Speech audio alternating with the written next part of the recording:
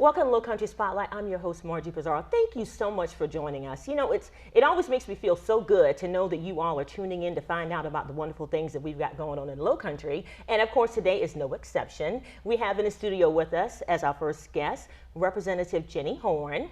Jenny actually represents Charleston and Dorchester counties, District 94, in the South Carolina House. So Jenny, welcome to Low Country Spotlight. Thank you so much for joining us. Thank you for having me, Margie.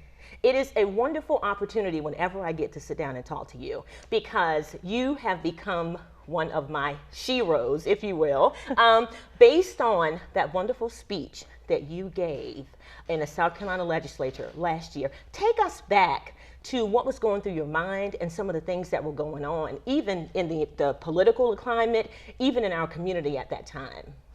Well, as you'll recall, in the wake of the Charleston 9 tragedy, the governor called for us to take down the Confederate flag, which had been flying on the State House grounds since a compromise in 2000. Mm-hmm. So for 15 years, the Confederate flag had been flying on the State House grounds in a very prominent position. Before that, it had been on top of the dome. Mm-hmm. But during the debate, it became clear there were 60 amendments on the desk when we got started. We were debating all day, and this speech, of course, took place at 8 o'clock at night. Oh, yeah. After we had been beating down amendment after amendment. Now, when you say amendments, this means that ways to compromise so that the flag wouldn't be removed. I'm assuming there were people that wanted it to stay. There were a lot of people who wanted it to go. Talk a little bit about what some of those amendments were and what that all means. Well, if we had amended the Senate bill, then the flag would have stayed up, because the bill,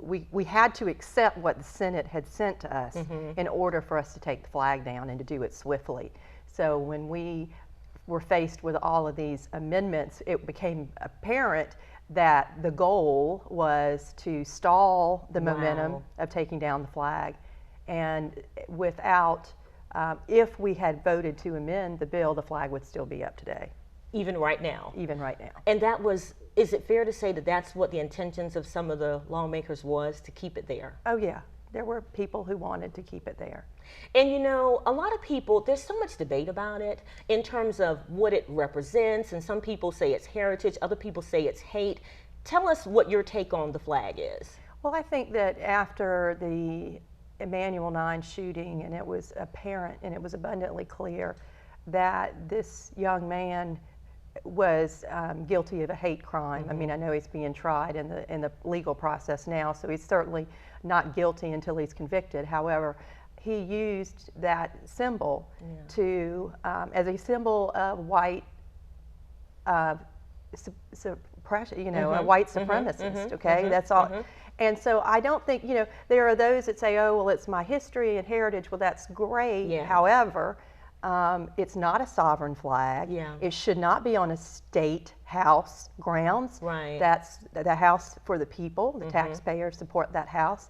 And if the flag offends a population of South Carolinians who are hardworking, tax-paying people, then the flag should not be there.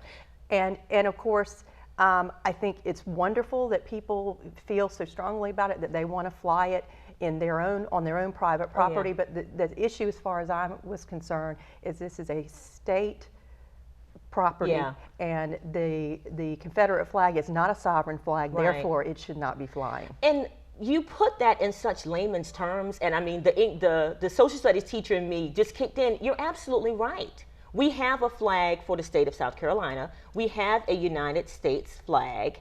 I don't know what the purpose of the Confederate flag was. I don't know the history, but as you said, it's not a sovereign flag. And if you want to fly it at home, kudos to you. But to put it in a place that's a symbol for all the people and they're offended by it, remove it. And it's just so amazing that people didn't get that. I mean, that you don't understand, you know, the premise behind that. And quite honestly, I remember waking up the morning after the Emanuel 9 shootings, once they had the video, or at least the still photos of this young man, and or at least one of the pictures had the Confederate battle flag just displayed so prominently. So it was clear that that was something that he took and possibly used it as a symbol of hate.